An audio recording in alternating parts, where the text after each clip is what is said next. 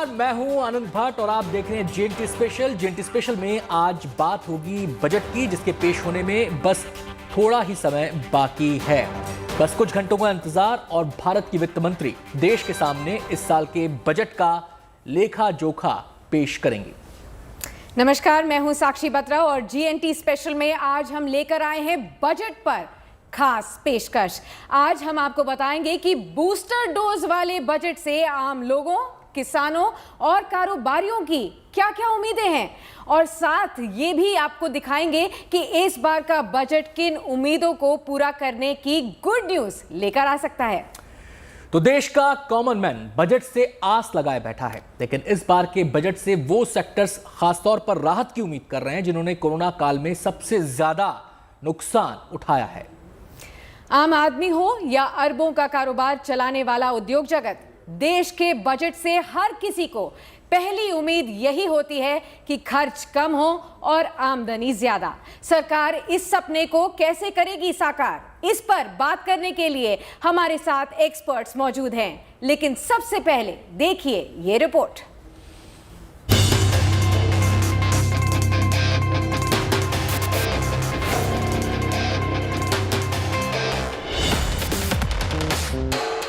बीते 2 साल हर आम और खास के लिए मुश्किलों भरे रहे हैं। इस कोरोना काल में कारोबारियों से लेकर नौकरी पेशा लोगों तक हर कोई परेशानियों का सामना करने को मजबूर रहा है। लेकिन इतनी मुश्किलों के बावजूद हर बार देश के लोगों ने कभी अपने दम पर तो कभी सरकारी राहतों के सहारे उठने का हौसला भी दिखाया है। और वो मौका भी आ गया जब देश का आम बजट पेश होने को है। ऐसे में कोरोना काल में आर्थिक मोर्चे पर मुश्किलों का सामना करने वाले लोगों के लिए ये बजट बड़ी उम्मीदों का मौका लेकर आया है।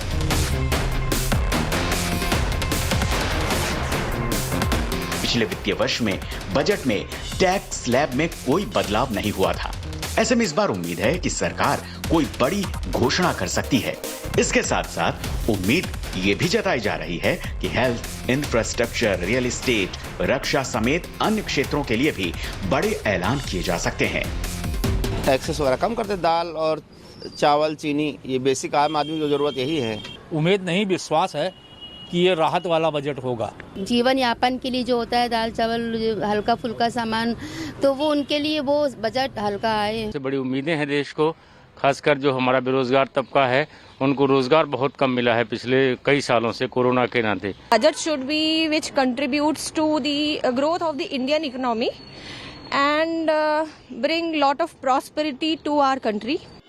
दरअसल मध्यम वर्ग के लिए बीते कुछ साल बेहद मुश्किलों भरे रहे हैं। इसका अंदाजा ऑक्सफैम की रिपोर्ट से भी लगाया जा सकता है, जिसके मुताबिक भारत की करीब 40% आबादी मध्यम वर्ग में आती है। इन लोगों को बेरोजगारी और महंगाई के डबल अटैक का सामना करना पड़ रहा है।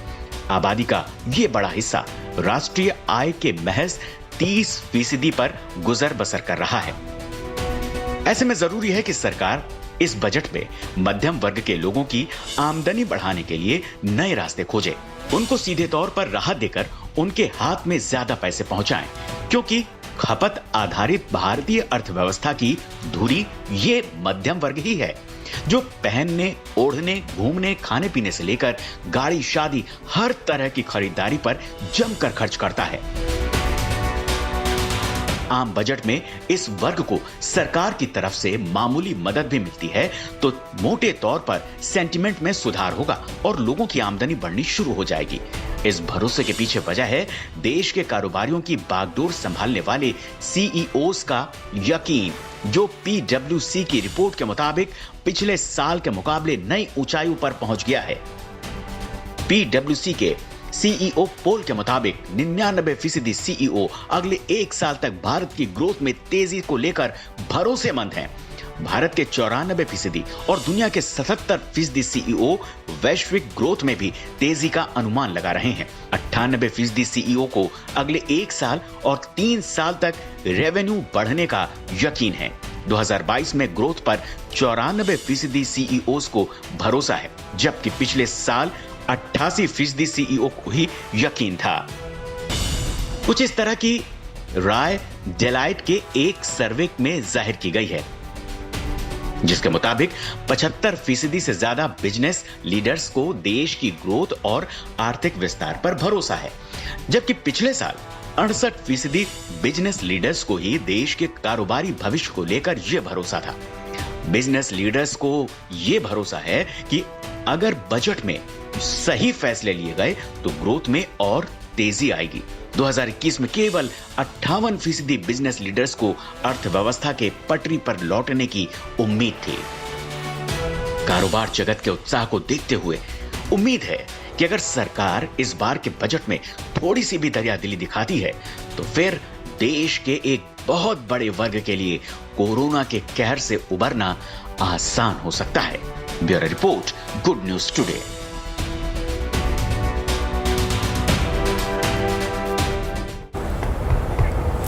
और अब बात इस फाइनेंशियल ईयर के इकोनॉमिक सर्वे की। बजट से पहले सरकार ने देश की आर्थिक सर्वे रिपोर्ट पेश की है और आर्थिक सर्वे रिपोर्ट देश की आर्थिक सेहत का लेखा जोखा होता है। इस साल बजट से पहले मुख्य आर्थिक सलाहकार के नेतृत्व में ये रिपोर्ट तैयार की गई है और इस रिपोर्ट में विकास का ट्रेंड, साथ ही निवेश और खर्च, कृषि, औद्योगिक उत्पादन, रोजगार, निर्यात और आयात के बारे में भी जानकारी के आंकड़े होते हैं। अब आपको ग्राफिक्स के जरिए इस बार के आर्थिक सर्वे की कुछ अहम बातें यानी कि इंपॉर्टेंट जो पॉइंट्स हैं वो बता देते हैं। इकोनॉमिक सर्वे के मुताबिक 2022-2023 में 8 से 8.5% की ग्रोथ रहने का अनुमान लगाया गया है। साल 2021-22 में जीडीपी ग्रोथ का अनुमान 9.2 रहा है। इकोनॉमिक सर्वे में कहा गया है कि वैक्सीन कवरेज और सप्लाई साइड रिफॉर्म से ग्रोथ को सपोर्ट मिलेगा। आईटी बीपीओ सेक्टर की बात करें तो आर्थिक सर्वे में बताया गया है कि 2020-21 में ये सेक्टर 2.26% की दर से बढ़ा था। ये सेक्टर बढ़कर 19.4 हजार करोड़ डॉलर का हो गया है। वहीं कृषि सेक्टर के लिए अनुमान लगाया गया है कि अब की बार 3.9% की दर से बढ़ सकता है, जबकि पिछले वित्त वर्ष में कृषि सेक्टर 3.6% की दर से बढ़ा था। रिपोर्ट में बताया गया है कि कृषि सेक्टर कोरोना महामारी से सबसे कम प्रभावित हुआ है। भारत जैसे कृषि प्रधान देश के लिए ये बेहद अहम है। वहीं इंडस्ट्रियल सेक्टर के लिए इस वित्तीय साल में 11.8% की दर से बढ़त का अनुमान जाहिर किया गया है। रिपोर्ट में सर्विस सेक्टर को कोरोना महामारी से सबसे ज्यादा प्रभावित होने वाला सेक्टर बताया गया है। यह अनुमान लगाया गया है कि इस साल सर्विस सेक्टर में 8.2% की दर से ग्रोथ होगी। ट्रैवल, ट्रेड और होटल सेक्टर अब भी महामारी की मार से जूझ रहे हैं और वापस खड़े होने की लगातार कोशिश कर रहे हैं। तो आर्थिक सर्वे का लेखा जोखा आपके सामने है। एक बेहतर कल की उम्मीद इन बातों से जागती है, लेकिन सामने कोरोना का चैलेंज है जो थोड़े थोड़े अंतराल के बाद एक चुनौती के रूप में सामने आता रहता है। सवाल ये उठता है कि आखिर इससे निपटा कैसे जाएगा। तमाम पहलुओं पर बात करने के लिए हमारे साथ एक्सपर्ट्स का पूरा पैनल मौजूद है। हमारे साथ पंकज मिश्रा जी मौजूद रहेंगे जो कि टैक्स एक्सपर्ट हैं। इसके अलावा हमारे साथ रुचिका भगत जी रहेंगी, अर्थशास्त्री हैं। विवेक बिंद्रा जी हमारे साथ रहेंगे जो कि फाउंडर हैं बड़ाबिजनेस.com के। तो चलिए चर्चा की शुरुआत करें। उससे पहले उस मसले पर बात कर लेते हैं जो हर आदमी की जेब से जुड़ा हुआ है और वो मसला है टैक्स का। साक्षी जी बिल्कुल अनंत, इससे पहले कि हम टैक्स की बात छेड़ें और ये देखें कि आगे आने वाला बजट कौन कौन से वर्ग के लिए गुड न्यूज़ लेकर आता है, जो आंकड़े आपने अभी पढ़े इकोनॉमिक सर्वे के, इसके ऊपर मैं चाहती हूँ हमारे जो एक्सपर्ट्स हैं एक एक टिप्पणी ज़रूर दे दें। उसके बाद हम टैक्स पेयर्स की उम्मीदें और अलग अलग वर्ग की उम्मीदों के साथ आगे बढ़ेंगे और इस शो को आगे बढ़ाएंगे।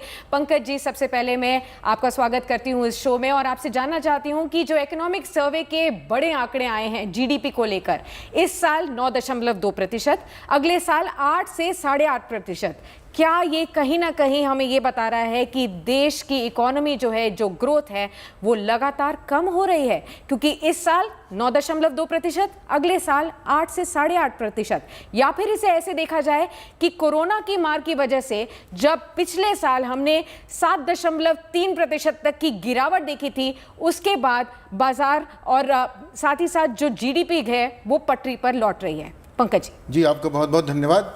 मैं आपको बताऊं, सबसे पहले तो हम अपने सरकार का धन्यवाद करेंगे कि जो वैक्सीन रिजीम उन्होंने चलाया और ऑलमोस्ट आप देखिए 130 करोड़ जनता को, जो इतना मास पॉपुलेशन है, उस मास पॉपुलेशन का जो वैक्सीनेशन कैंपेन उन्होंने किया, दैट वाज वो 100% सक्सेसफुल हुआ।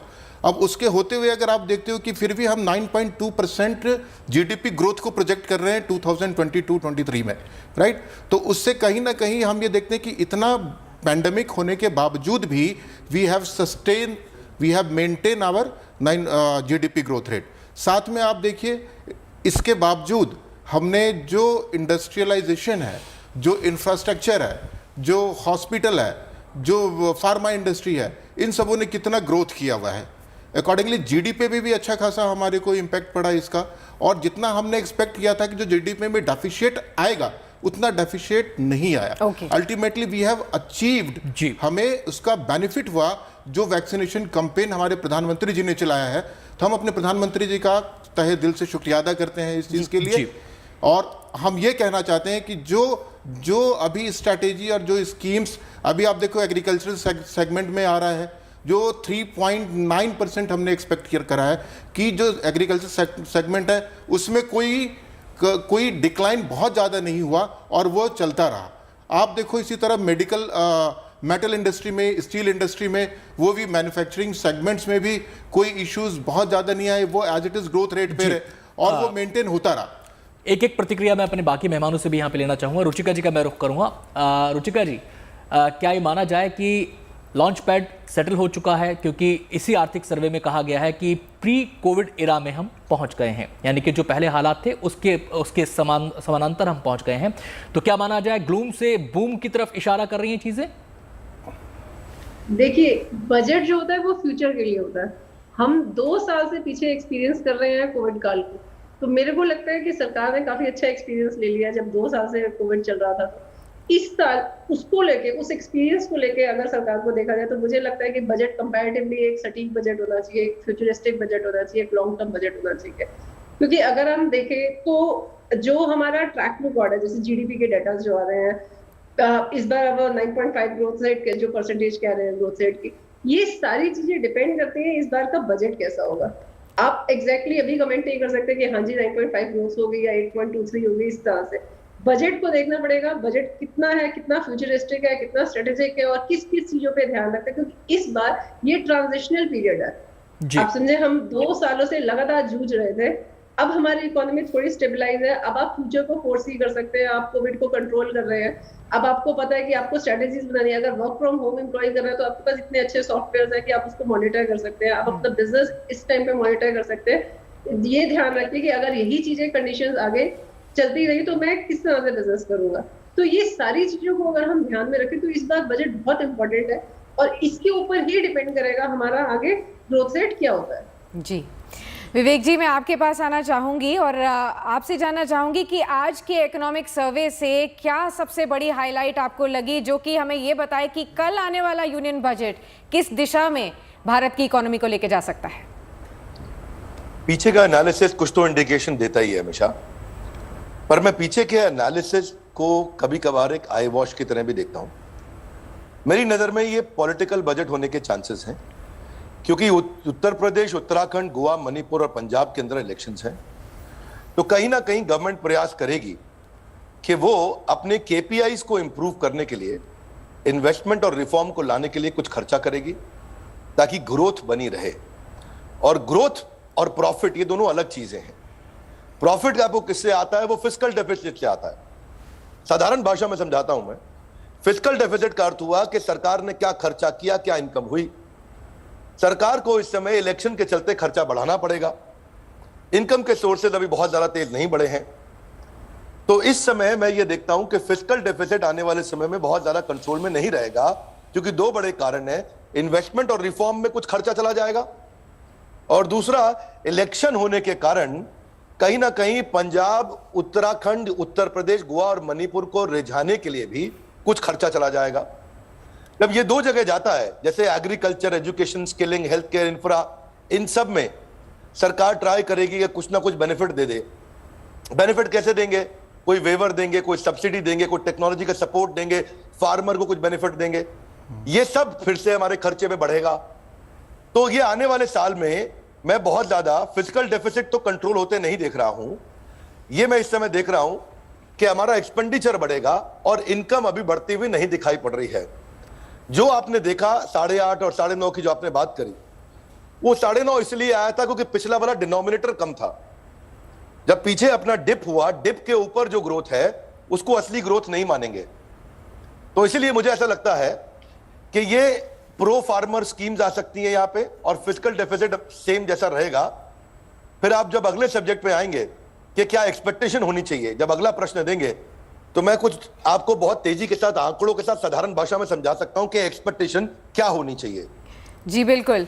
चलिए अब आगे बढ़ते हैं और अब बात करते हैं कि आखिर टैक्स पेयर्स, जो कि अनंत मुझे बता रहे थे कि उनके ऊपर सबसे ज़्यादा फोकस करना चाहिए, क्योंकि सबसे ज़्यादा जो पिंच होता है वॉलेट पर वो टैक्स पेयर्स को होता है, कि आखिर टैक्स पेयर्स के लिए कैसे इस बार का बजट बूस्टर डोज की सौगात लेकर आ सकता है, आखिर किन रियायतों को देकर महंगाई से परेशान आम जनता की जेब में सरकार ज़्यादा रकम पहुंचा सकती है और उसका इंतज़ाम कर सकती है। दरअसल देश में फ़िलहाल 2 तरह के टैक्स सिस्टम है। आपको फटाफट से ग्राफिक्स के जरिए भी बता देते हैं कि ये 2 सिस्टम्स कौन कौन से हैं। उसके बाद मैं पंकज जी से भी बताऊंगी कि पूछूंगी कि किस तरीके से ये 2 टैक्स सिस्टम्स फिलहाल भारतवासियों को, टैक्स पेयर्स को अभी डिवाइड करे हुए हैं और आगे क्या उम्मीद कर सकते हैं। पहला है पुराना टैक्स सिस्टम, जिसमें ATC समेत तमाम तरह की टैक्स छूट करदाताओं को मिलती है। दूसरा है नया टैक्स सिस्टम, जिसमें करदाताओं को किसी तरह की छूट तो नहीं मिलती, लेकिन उन्हें टैक्स स्लैब में रियायतें मिलती हैं। लेकिन दूसरा टैक्स सिस्टम जो है वो ज़्यादा सरल है। इसमें टैक्स पेयर्स को भी आसानी होती है, लेकिन टैक्स छूट के मामले में अभी भी पुरानी प्रथा ज़्यादा फायदेमंद है, जिसके चलते लोग नई प्रणाली में आने से बचते हैं। हालांकि कॉर्पोरेट्स ने नए टैक्स सिस्टम को अपनाने में दरियादिली दिखाई है। ऐसे में सरकार आम करदाता को भी इस सिस्टम में लाने के लिए इस पर कुछ राहतों को देने पर विचार कर सकती है। जानेंगे हमारे टैक्स एक्सपर्ट से आखिर इस बार टैक्स सिस्टम में किस तरह के बदलाव की उम्मीद की जा सकती है। लेकिन सबसे पहले सुन लेते हैं आखिर टैक्स पेयर्स को इस बजट से क्या उम्मीद है। विकास जी हमारे साथ मौजूद हैं और उन्हीं से हम जानना चाहते हैं, इस टैक्स सिस्टम को अगर बिल्कुल साधारण शब्दों में समेटना चाहूं तो 2 शब्द मेरे ध्यान में आते हैं विकास जी। एक है तरलता और एक है सरलता। सरलता सिंप्लीफिकेशन और तरलता आम टैक्स पेयर्स के हाथ में पैसे का आना। कैसे बैलेंस सरकार बिठा सकती है? पंकज जी भी हमारे साथ है, टैक्स एक्सपर्ट। पंकज जी, अच्छा, जैसे आपने अभी बताया कि टैक्स रिजीम, अभी तो जितने सैलरीड एम्प्लॉई हैं वो सारे इस एक्सपेक्टेशन में हैं कि जो ये 2.5 लाख की लिमिट है, जो 2.5 लाख की लिमिट कंटिन्यू पिछले कई सालों से चली आ रही हैं, उस 2.5 लाख की लिमिट को कुछ इन्हांसमेंट मिलेगी। 2.5 लाख से 3 लाख करें। सिमिलरली जो 80C में जो डिडक्शन है, जिसको 1.5 लाख रुपए की लिमिट इन्होंने बांध रखी है, जो काफ़ी दिनों से चल रहा है, उस 1.5 लाख की लिमिट को भी कुछ हद तक बढ़ाने की बातें चल रही हैं। अपार्ट फ्रॉम दिस अगर आप देखेंगे तो जो सेक्शन 10(14) के कुछ प्रावधान है इनकम टैक्स में, उसमें भी अभी तक children education allowance, hostel allowance 100-200 रुपये, 300 रुपये, ये सारे 1960 से आज इट इज़ कंटिन्यू होके चलते जा रहे हैं। अब देखिए हाउसिंग लोन की बात होती है।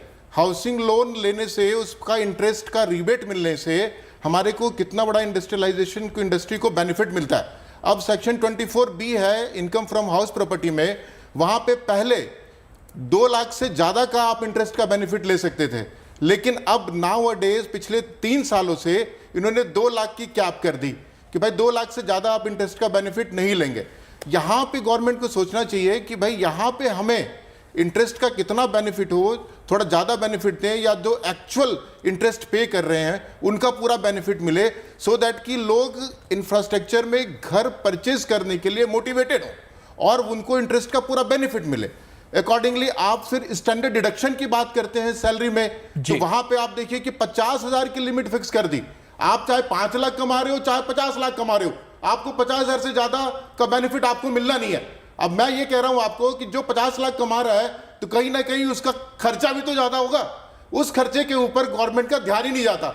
मैं अभी भी बड़े सारे टैक्स पेयर इस उम्मीद में बैठे हैं कि जो 50,000 की लिमिट है, इसको यार इनकम के कंपैरेटिवली जो जितना कमाता है उसके कंपैरिजन कुछ उसका स्लैब बना दीजिए, उस हिसाब से आप उसको बेनिफिट दीजिए, तब जाके टैक्स पेयर को थोड़ा राहत मिलेगा। उसके बाद अगर आप आगे बढ़ते हैं और ATC में आप देखिए कोविड पैंडेमिक में लोगों को कितना मेडिकल ट्रोमा से गुजरना पड़ा है, हर वक्त मेडिकल का खर्चा लोगों को करना पड़ा है। यार उस खर्चे का जो खर्चा उन्होंने किया है, उस खर्चे का आप रिलीफ दो, वो खर्चा क्योंकि एम्प्लॉयमेंट से लोगों का पैसा डिडक्शन हो गया, वहां से पैसे नहीं मिले, लोगों का पलायन हो गया, एक स्टेट से दूसरे स्टेट चले गए, उनको अनएम्प्लॉयमेंट बढ़ गया, उसकी वजह से उसका बेनिफिट नहीं मिला। तो आप उन लोगों ने जो सर्वाइवल में, जो लिविंग कॉस्ट में और जो मेडिकल के एक्सपेंसेस में जो उनके खर्चे बढ़ गए, उन खर्चों का बेनिफिट उनको देना चाहिए बाय इंट्रोड्यूसिंग कुछ नए सेक्शंस का प्रावधान लेके आए चैप्टर 6 में 80C में, वहां पे फिर उसका बेनिफिट उनको मिलेगा। पंकज जी, एक और मसला इसमें आता है, वो है ATC का दायरा बढ़ाने का। कई साल से 1.5 लाख की लिमिट है, इस पर भी हम बातचीत करेंगे, लेकिन उससे पहले एक आम टैक्स पेयर के जहन में क्या चल रहा है? अच्छा देखिए, आपने मुझसे बात करी थी अभी थोड़ी देर पहले कि नया रिजीम या पुराना रिजीम। जी, अभी थोड़ी देर पहले ये बात हुई थी हमारी, तो मैं कहूं जो नया रिजीम है, अभी मेरा इसमें एक और ओपिनियन में देना चाहूंगा कि जो पुराने रिजीम में आपका इनकम अगर 12 से 14 लाख के बीच में आता है, विवेक जी जरा ध्यान से सुनिएगा इस बात को, जो 12 से 14 लाख के बीच में जो पुराने रिजीम के लोग हैं, वहां तक तो उनको सही बेनिफिट मिल जाता है टैक्स रिजीम में, ओल्ड टैक्स रिजीम में। जैसे ही उनकी इनकम 14 लाख से ऊपर होती है, यानी कि जैसे ही इनकम उससे ऊपर होगी और वो नए टैक्स रिजीम में वो शिफ्ट करते हैं, तो वहां पे उनको थोड़ा थोड़ा बेनिफिट होना शुरू हो जाता है। अब मेरा यहां पे ये ओपिनियन है कि जो पुराना टैक्स रिजीम है, नया टैक्स रिजीम है, यहां पे एक कंफ्यूजन क्रिएट होता है। लोग यार मैं कौन सा लूं, नया लूं, पुराना लूं, कौन सा लूं? यहां पे लोग उधेड़पुर में रहते हैं कि मुझे लेना भी चाहिए कि नहीं लेना चाहिए। अब यहां पे मान लीजिए अगर नए रिजीम में, मैं कह रहा हूं आप इन्वेस्टमेंट मत करो, अगर नए रिजीम में आप इन्वेस्टमेंट नहीं करते हो तो वहां पे अल्टीमेटली कहीं ना कहीं इकोनॉमी का डेफिशिएशन वहां शुरू हो जाता है, वहां से इकोनॉमिक डेफिशिएट होता है। तो वहां पे, एक मिनट मेरी बात पूरी करने दीजिए, तो वहां पे जब इकोनॉमिक डेफिशिएट होता है, वहां पे लोगों को और मोटिवेशन मिलना चाहिए कि भाई आप इन्वेस्टमेंट करिए। जैसे नए रिजीम में आपने स्लैब बना दिए 7, अब उस 7 स्लैब में आपको 7 स्लैब के साथ साथ आप उसमें इन्वेस्टमेंट का भी प्रपोजल डाल दीजिए कि हम आपको वो छूट भी देंगे और 7 स्लैब में आपको बेनिफिट भी देंगे। तब जाकर के लोगों के अंदर एक ऐसा मोटिवेशन आएगा और इतना प्लस बेनिफिट उनको मिलेगा कि टैक्स पेयर डेफिनेटली अपने आप को सही पोजीशन में फाइंड आउट करेगा। विवेक जी, आप बताइए कि नए स्लैब्स में नया जो रेजिम है उसमें सरकार ऐसा क्या कर सकती है? अभी तक हमारे पास आंकड़े नहीं हैं कि भारत में कितने लोगों ने नया टैक्स रेजिम अडॉप्ट किया है। तो अगर नए रेजिम को आकर्षित बनाना है तो सरकार को क्या करना चाहिए? और साथ ही साथ मैं आपसे एक और सवाल पूछूंगी, आपने लेकिन उसके लिए एक छोटा सा ब्रेक ले लेते हैं, उसके बाद मैं पूछूंगी कि जो टैक्स पेयर्स की जो रेट है 10 लाख से ऊपर की वो 30% है, लेकिन कॉरपोरेट जगत के लिए सरकार ने 25% कर दिए हैं, यानी कि इंडिविजुअल ज्यादा पैसा पे कर रहे हैं। सोचिएगा इस बात को, ब्रेक के बाद मिलते हैं और इसी के बाद चर्चा करते हैं विवेक जी से।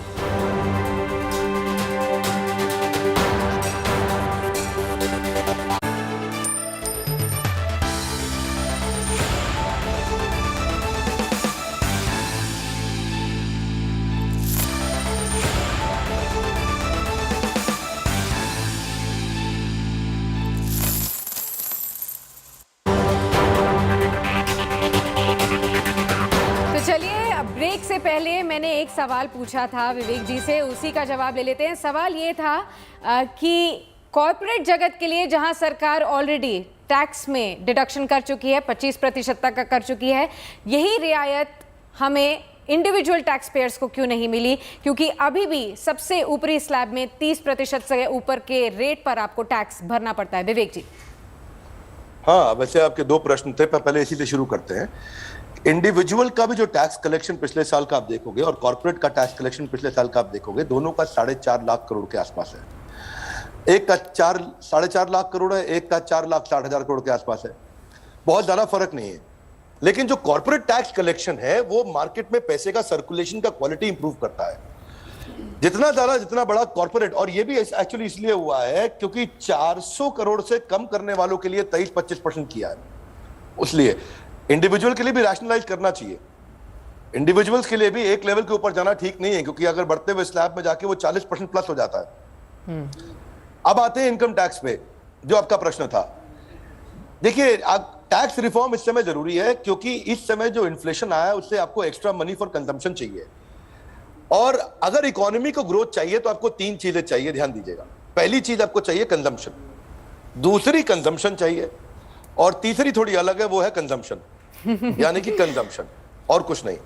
इकोनॉमी तभी ग्रो करेगी, तभी बढ़ती है जब कंजम्पशन होता है, और कंजम्पशन लाने के लिए इस समय जो टैक्स पेयर है उसका स्टैंडर्ड डिडक्शन 50,000 से बढ़ा के 1 लाख कर देना चाहिए, जो कि आपको कॉम्पेंसेट करने में मदद आएगा इन्फ्लेशन के मुकाबले। पेट्रोल का प्राइस जो है जुलाई 2017 में 63 रुपए था, आज 95 रुपए आया, यानी कि 50% इंक्रीज हो गया। डीजल का प्राइस जो है 53 रुपए था, इस समय 86 रुपया है, यानी कि 62% इंक्रीज हो गया। आपका जो सरसों का तेल था वो 75 रुपए का था, अभी 150 रुपए का हो गया, यानी कि आपका 100% इंक्रीज हो गया। आपका टैक्स फ्री स्लैब जो है वो अभी 2.5 लाख से 3 लाख की 3.5 लाख की बात करी। मैं थोड़ा बुलिश हूं, पर्सनल डिस्पोजेबल इनकम बढ़ा के 5 लाख का अगर आप लोग टैक्स फ्री स्लैब पे बात की जाए, नहीं होएगा कोई बात नहीं, लेकिन हमारी मांग है, हम चाहते हैं ऐसा। आप पूछे अब क्यों चाहते हैं? मैं ये चाहता हूं, अभी चार्टर्ड अकाउंटेंट भाई साहब आपके साथ बैठे हैं, एक्सपर्ट हैं, जैसे वो कमाते हैं उनसे पूछो कहां से कमाते हैं। जब आदमी ग्रो करता है, पैसा कमाता है, तो उसकी कमाई में हिस्सेदारी से कमाते हैं। ऐसे ही सरकार को भी करना चाहिए। सरकार को करना चाहिए कि भाई पहले सब लोग कमाएं और उनकी कमाई में से मैं कमाऊं, ये नहीं कि दंड दे के कमाए। टैक्स है दंड दे के कमाना, और एक है ग्रोथ से कमाना। मुझे लगता है कि इस समय पर्सनल डिस्पोजेबल इनकम की जरूरत है। इंडिविजुअल पे इंपैक्ट आएगा कि जो इन्फ्लेशन की मार खाई है, जो उसने कोरोना की मार खाई है, जो हॉस्पिटल की मार खाई है, उससे बचेगा। दूसरा, फास्टर मनी सर्कुलेशन होगा, जिससे जीएसटी कलेक्शन बढ़ेगा, एम्प्लॉयमेंट बढ़ेगा, एसएमई सेक्टर बढ़ेगा। दूसरी एक और चीज, इक्विटी के अंदर अगर इन्वेस्ट करने के लिए इंस्पायर करें और इंसेंटिव दें, तो वो अगर इंसेंटिव देंगे तो कैपिटल इस समय ज्यादा वेल्थ क्रिएट होगा। एजुकेशन के गोल होते हैं, मैरिज के होते हैं, मकान खरीदने के होते हैं, रिटायरमेंट के होते हैं, वो गोल अचीव होंगे। अच्छा, इससे फर्क क्या पड़ेगा बाजार में? बाजार में फर्क होगा कि आपको फॉरेन कैपिटल नहीं लाना पड़ेगा, इंडिया का आदमी इक्विटी में इन्वेस्ट करेगा। इससे फर्क ये आएगा, वॉलेटिलिटी नहीं आएगी, क्योंकि इंडिया का पैसा लगा रहेगा, कोई बाहर का पैसा निकाल के लेगा, वॉलेटिलिटी होगी। इससे फर्क ये पड़ेगा कि स्टॉक मार्केट में एंटरप्रेन्योरशिप बढ़ेगी, क्योंकि लोग आईपीओ और लिस्टिंग के लिए लेकर के आएंगे। जी बिल्कुल, खरीदने के लिए अगर आप टैक्स पेयर के हाथ में अगर पैसा ज्यादा आएगा तो उसका ओवरऑल इकोनॉमी पर इंपैक्ट अच्छा आने वाला है। आप देखो, मकान खरीदने पे आपको कमाल की बात बताता हूं। जी, मकान खरीदने में अभी 2 लाख रुपए का इंटरेस्ट का सब्सिडी है इस समय, उसको अगर 5 लाख पे कर दें, विवेक जी आपके पास को कम करें। जी, आपके पास आएंगे इस पहलू पे भी, क्योंकि हाउसिंग इंडस्ट्री पे भी हमारा फोकस है इस कार्यक्रम के दौरान। लेकिन उससे पहले हेल्थ पर जरा बात कर लेते हैं। और हेल्थ बजट को लेकर भी बहुत सारी उम्मीदें हैं। उम्मीद की जा रही है कि बूस्टर डोज इस बार मिल सकता है। कोरोना काल में सेहत एक महत्वपूर्ण मुद्दा बनकर उभरा है, लेकिन कोरोना की दूसरी लहर में जिस तरह से भारत के हेल्थ इंफ्रास्ट्रक्चर का कड़ा इम्तिहान हुआ, उसे देखते हुए इस बार के बजट में स्वास्थ्य क्षेत्र को मजबूत बनाने के कदम सरकार उठा सकती है। एब्सोल्युटली, देखा जाए तो मैं आपके पास आना चाहती हूँ इस समय रुचिका जी, और पूछना चाहती हूँ आपसे, हेल्थ केयर सेक्टर के लिए जो एक सबसे बड़ी मांग है वो ये है कि हेल्थ केयर सेक्टर का आवंटन बढ़ाया जाए। फिलहाल 1.5% जीडीपी के हिसाब से आवंटन है, इसे कम से कम बढ़ाकर 2.5 से 3% तक करना चाहिए। हम सभी देख चुके हैं कि कोविड-19 में अगर सबसे इंपॉर्टेंट सेक्टर जो फोकस में रहा है वो हेल्थ केयर सेक्टर रहा है। आप बताइए कि इकोनॉमी के लिए हेल्थ केयर सेक्टर कितना ज़रूरी है, और इसके ऊपर फोकस सरकार का आने वाले बजट में कितना होना चाहिए? कोविड ने हमें एक चीज तो बड़े अच्छे से समझा दी है कि हमें बंदूकों की जरूरत नहीं है, हमें हॉस्पिटल की जरूरत है। ठीक है, तो इसीलिए हेल्थ केयर सेक्टर एक मेन कोर सेक्टर है जहां पे अच्छी खासी इन्वेस्टमेंट की जरूरत है, क्योंकि हेल्थ केयर जो है वो डायरेक्टली रिलेटेड है हमारे सिटीजन से। हेल्थ केयर सेक्टर अच्छा होगा, हमारे सिटीजन अच्छे होंगे, हमारे सिटीजन की हेल्थ अच्छी रहेगी। तो मुझे लगता है कि इस बार जो मेजर चंक है बजट का, वो थोड़ा सा डाइवर्टेड होना चाहिए हेल्थ केयर सेक्टर की तरफ, थोड़ा ज्यादा डाइवर्टेड होता तो हर साल ही है, बट इस बार थोड़ा और डाइवर्टेड होना चाहिए। इनफैक्ट गवर्नमेंट की जो ड्राइव थी वैक्सीनेशन वाली, अगर आप देखें हेल्थ केयर सेक्टर के अंदर ही काफी अच्छी ड्राइव रही है। इनफैक्ट इंडिया ने जो टारगेट थे वो सारे अचीव भी किए। अगर आप देखें कि हमारा जो ओल्ड एल्डरली लोग हैं, उन्हें ऑलमोस्ट 90% जो है वो सारे फुली वैक्सीनेटेड है। इनफैक्ट जो 15 से 18 साल वाली एज वाले थे, एज ग्रुप के जो थे, वो भी ऑलमोस्ट 62/3 जो है वो वैक्सीनेटेड हो चुके हैं, 60% वैक्सीनेटेड है। तो ये हेल्थ केयर सेक्टर जो है एक बहुत इंपॉर्टेंट सेक्टर है। अगर गवर्नमेंट यहाँ पे इन्वेस्ट करती है तो अल्टीमेटली वो पब्लिक में ही इन्वेस्ट कर रही है, अपने सिटीजन्स में ही इन्वेस्ट कर रही है। तो ये इसके अंदर इन्वेस्टमेंट इस बार थोड़ी ज्यादा होनी चाहिए कंपैरेटिवली लास्ट बजट्स के।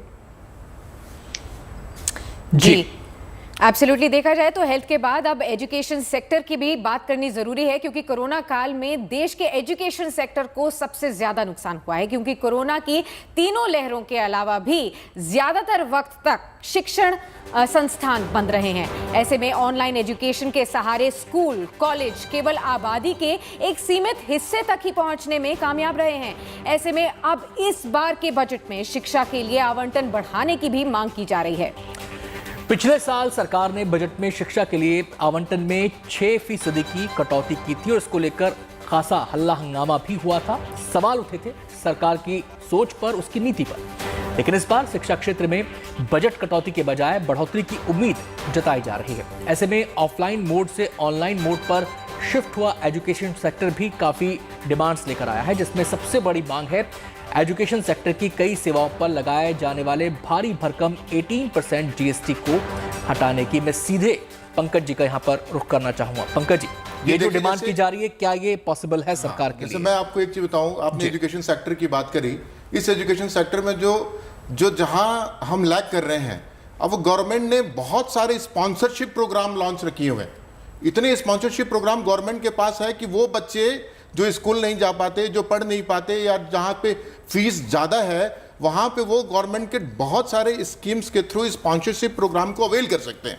लेकिन लैकिंग कहाँ पे आती है कि वो स्कीम्स जो हैं वो स्टूडेंट्स के लिए अवेलेबल ही नहीं है। उन्हें ईजिली पता ही नहीं लगता कि जब मैं किस स्कीम के लिए एलिजिबल हूँ और उस स्कीम का बेनिफिट मैं ले सकता हूँ, राइट। वो सारे स्कीम्स अगर एक सही प्लेटफॉर्म पे गवर्नमेंट एक साथ रख दे तो उससे हमारे वो बच्चे, उस तबके के बच्चे जो उसको अवेल नहीं कर सकते और जो फाइनेंशियली साउंड नहीं है और जो पढ़ने में बहुत क्रीम बच्चे हैं, वो बच्चे उसको अवेल कर सकते हैं और उसका बेनिफिट ले सकते हैं। एक चीज़ तो ये रही। दूसरी चीज़, जहां आपने देखा कि जो अभी सारी ऑनलाइन क्लासेस चल रही हैं, हर जगह खर्चे बढ़ रहे हैं पेरेंट्स के, कि भाई वहां पे फीस स्कूल को भी जा रहा है और घर में भी दूसरी तरीके से आपको उनको इंफ्रास्ट्रक्चर प्रोवाइड करना है, मोबाइल प्रोवाइड करना है, लैपटॉप प्रोवाइड करना है, डिजिटल सर्विसेज और इंटरनेट की सर्विसेज प्रोवाइड करनी है। तो पेरेंट्स के ऊपर एक अलग से बर्डन आ गया है इस चीज का कि भाई उसका कॉस्ट उनको अलग से मीट आउट करना है। तो इसमें एक एक्सपेक्टेशन ये भी होगा, जो ये जो खर्चे हैं एजुकेशन के ऊपर, जैसे गवर्नमेंट ने पहले एक इंटरेस्ट, अगर पढ़ने के ऊपर अगर आप लोन लेते हो उसके ऊपर इंटरेस्ट अगर पे करते हो तो उसका सेक्शन 80E में उन्होंने उसका बेनिफिट दिया हुआ है। सिमिलरली जो इस तरीके के खर्चे जो पेरेंट्स के ऊपर एडिशनल आए, उस इन खर्चों का भी बेनिफिट अलग से गवर्नमेंट अगर चाहे ये तो भी दे सकती है। डिमांड सामने आ सकती है और हो सकता है कि एक्सपेक्टेशन हो लोगों की। खैर, अब हम हाउसिंग की बात करेंगे। होम लोन ग्राहकों को इस बार के बजट में सरकार बड़ी राहत देने की तैयारी कर रही है। खबरों के मुताबिक इस बार होम लोन के प्रिंसिपल के भुगतान पर मिलने वाली टैक्स छूट को सरकार बढ़ा सकती है। अभी तक होम लोन के प्रिंसिपल के 1.5 लाख तक के पेमेंट पर 80C के तहत टैक्स छूट मिलती थी। 80C जिसका दायरा पहले ही बहुत लिमिटेड है, 1.5 लाख तक की लिमिटेशन है। उसमें आपकी इन्वेस्टमेंट्स भी आ जाती हैं, उसमें बच्चों की फीस भी आ जाती है, उसमें तमाम चीज़ें, आपका PPF PF सब उसके अंदर आ जाता है। तो डिमांड ये की जा रही है कि इस दायरे को बढ़ाया जाए। इस बार सरकार होम लोन के प्रिंसिपल पर टैक्स छूट को 1.5 लाख से बढ़ाकर 2 लाख कर सकती है।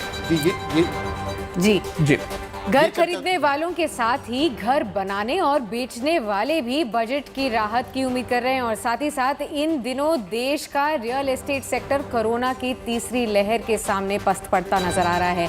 ऐसे में अब इस सेक्टर को सरकार से बजट में बूस्टर डोज मिलने का इंतजार है और property market single window clearance और साथ ही साथ इंडस्ट्री स्टेटस दिए जाने की भी अपनी बरसों पुरानी मांगे भी लेकर उठ रहा है। ऐसे में जानते हैं हमारे एक्सपर्ट से कि इस वक्त वित्त मंत्री का घर खरीदने और घर बेचने वालों के लिए कौन सी सौगात लेकर आ सकता है आने वाला बजट। मैं विवेक जी आपके पास आना चाहूंगी और पूछना चाहूंगी कि खास तौर पर इस वर्ग के लिए क्या कुछ आ सकता है बजट में? देखिए, क्या आ सकता है वो तो एक एस्ट्रोलॉजी की साइंस में अभी पढ़ना चाहूंगा, पर क्या आना चाहिए मैं जरूर कहूंगा। 2 लाख का जो इंटरेस्ट है, सब्सिडी जो है इंटरेस्ट पे, उसको अगर 5 लाख तक ले जाए तो ये इंसेंटिवाइज करेगा इस समय नया यूथ जो है उसको मकान खरीदने के लिए। इसके अलावा स्टैंप ड्यूटी जो है वो 7% किया, अगर उसको 2% कर दिया जाए एटलीस्ट टेम्पोररी कुछ समय के लिए। महाराष्ट्र में ये हुआ। महाराष्ट्र में 2020 में इसको 2% पे ले गए तो रजिस्ट्रेशन जो है, यानी कि रजिस्ट्री कराना प्रॉपर्टी की, वो 53% बढ़ गया। क्या अर्थ हुआ इसका? अचानक सब लोग उस पीरियड में फट रजिस्ट्री कराने पहुंच गया मकान की। अगर ऐसा होता है तो क्या फायदा होता है? 2 चीजें हैं। पहला तो एक इंडिविजुअल आदमी के 2 प्रकार के टैक्स बच गए, उसे ट्रांजैक्शन कॉस्ट भी बच गया और उसका जो है इनकम टैक्स पे भी वो कुछ टैक्स बचाएगा अपना, तो उसकी पर्सनल डिस्पोजेबल इनकम बढ़ती है। और सबसे बड़ी चीज, इससे रियल एस्टेट जो कि सेकंड लार्जेस्ट एम्प्लॉयर है हमारे देश का, आज एग्रीकल्चर के बाद 1.5 करोड़ लोगों को रियल एस्टेट नौकरी दे रहा है। वो उसमें बूम आएगा, उसमें इंप्रूवमेंट आएगा, स्टील में आएगा, सीमेंट में आएगा, आपका इसके अलावा टाइल्स में आएगा, रियल एस्टेट डेवलपर में आएगा। ये लोग बैंकों का लोन नहीं चुका पा रहे, बैंकों का कर्जा नहीं चुका पा रहे, बैंक पैसा रिकवर करेगा, बैंक पैसा रिकवर करेगा, लोन का ऑफटेक बढ़ेगा, लोन का ऑफटेक बढ़ेगा, एमएसएमई बढ़ेगा, एमएसएमई बढ़ेगा, पूंजीपति बढ़ेंगे। और कई लोग पूंजीपतियों से नाराज रहते हैं, उनसे मैं नाराज रहता हूं। वो कहते हैं पूंजीपति पैसा खा जाते हैं। पूंजीपति कैसे पैसा खाते हैं? जैम लगा के, चटनी लगा करके, ब्रेड पकोड़े में डाल के कैसे खाते हैं मुझको मालूम नहीं, क्योंकि जब पूंजीपति बढ़ेगा तो देश बढ़ता है।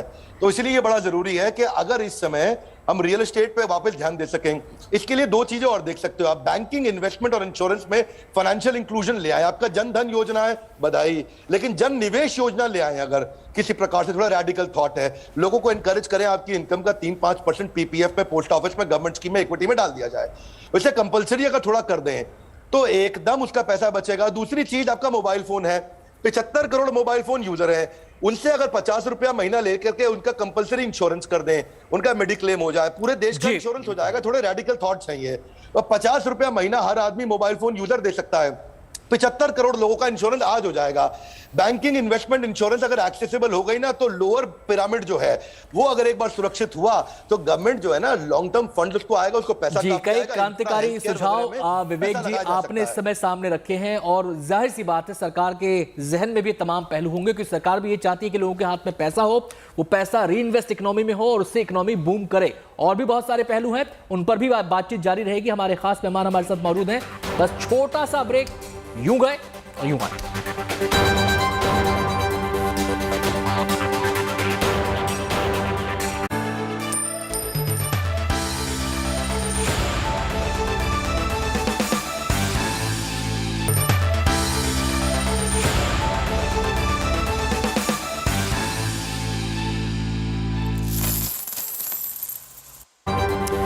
ब्रेक के बाद स्वागत है आपका जीएनटी स्पेशल में। आज आप देख रहे हैं बजट पर हमारा खास कार्यक्रम। 3 खास मेहमान हमारे साथ मौजूद हैं। मैं जल्दी से रुख करना चाहूंगा पंकज मिश्रा जी का, क्योंकि ब्रेक पे जाने से पहले हाउसिंग सेक्टर पर बात हो रही थी, वो कुछ पॉइंट्स यहां पर ऐड करना चाहते हैं। पंकज जी फटाफट। देखिए, जो असेसमेंट ईयर 2017-18 है, वहां पे जो डिडक्शन था सेक्शन 24B का हाउसिंग लोन के ऊपर, वो कोई लिमिट नहीं थी उस टाइम पे। विवेक जी, हमने उस टाइम पे कोई लिमिट नहीं हुआ करती थी। उसके बाद से इन्होंने 2 लाख की लिमिट कर दी। अब मैं ये कह रहा हूं गवर्नमेंट को कि जो 2017-18 में जो प्रोविजन था, आप वही वाला प्रोविजन ले आओ, और जो इंटरेस्ट हम पे कर रहे हैं उस इंटरेस्ट को पूरा 100% डिडक्शन दो हमें, क्योंकि वो एक्चुअली में वो interest earn from our core income है, और वो चीज हमारे को बेनिफिट देगा। Now Anand please. जी बिल्कुल।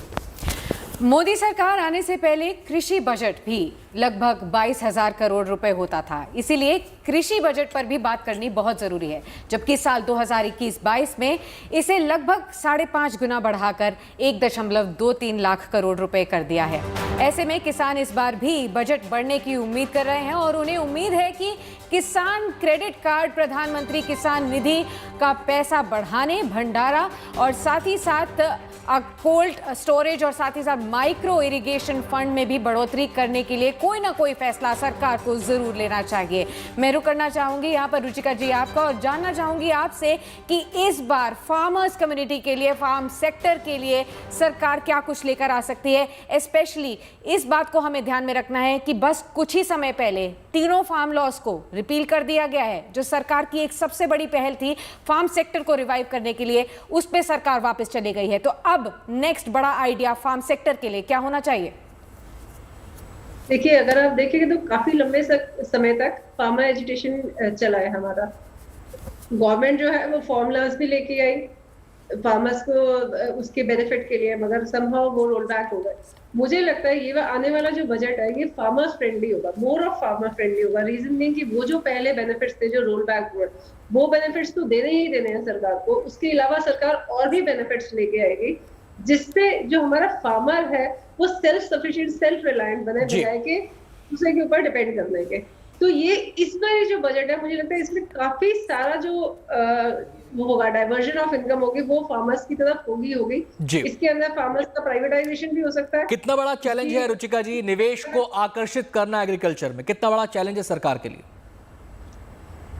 ये अनडाउटेडली एक बहुत बड़ा चैलेंज है, क्योंकि थोड़ा सा अनस्कैटर्ड एरिया, अगर आप देखें हमारा जो फार्मिंग सेक्टर है बहुत ऑर्गेनाइज सेक्टर नहीं है जी। तो ये एक चैलेंज तो अनडाउटेडली गवर्नमेंट के लिए है। बट मुझे लगता है अगर सरकार थोड़ा सा इसको प्राइवेटाइजेशन के अंदर आती है इसके अंदर, तो वो सरकार को बहुत बेनिफिट देगा। ना केवल सरकार को बेनिफिट देगा, वो आम फार्मर्स को भी हित में होगा। क्या किसान सम्मान निधि में इजाफा हो सकता है? 6,000 अभी मिल रहा है, क्या 8,000 पे जा सकता है?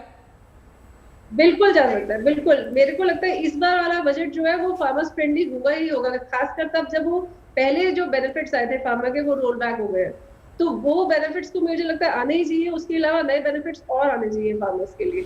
जी, चलते चलते विवेक जी से यहां पर एक प्रतिक्रिया लेना चाहूंगा। विवेक जी, एग्रीकल्चर को लेकर बहुत मायूसी अक्सर देखी जाती है। जो लोग कर रहे हैं वो कह रहे हैं कि हमें मुनाफा नहीं हो रहा, इसलिए हम इससे दूर जाना चाहते हैं, लेकिन बहुत सारे ऐसे भी लोग हैं जो नौकरियां छोड़ छोड़कर एग्रीकल्चर में आ रहे हैं। तो ये डिसबैलेंस क्यों दिखाई देता है? आनंद भाई, मेरा प्रोफाइल जो है ना वो एमएसएमई का है और स्टार्टअप्स का है और स्मॉल मीडियम एंटरप्राइजेस का है जी। तो अगर आप मुझे वहां पे उस एरिया में कोई बात करना चाहें तो मैं उसके बारे में बहुत बात करना भी चाहता था जी, और मेरी इच्छा भी थी। क्योंकि आपने वर्ड चलते चलते बोल दिया, इसलिए मैंने आपको थोड़ा रोक दिया कि अगर आप मुझे उस तरफ ले जाएं, एमएसएमई और स्टार्टअप्स की तरफ कहीं बात करना चाहें, तो उस पर कुछ रेवोल्यूशनरी आइडिया जरूर मैं आपके चैनल पे दूंगा। जी, बहुत संक्षेप में अगर आप समझा पाए, क्योंकि स्टार्टअप भी हमारे चर्चा का केंद्र है। स्टार्टअप्स को लेकर जो इंडिया में माहौल बन रहा है, अमेरिका और चीन के बाद भारत तीसरे नंबर पर इस समय है, क्या और देखा जा सकता है इसमें बेहतर? बहुत कुछ। यहाँ तो देखिए आप, इंडिया तीसरा थर्ड लार्जेस्ट स्टार्टअप का इकोसिस्टम है। 60,000 स्टार्टअप है।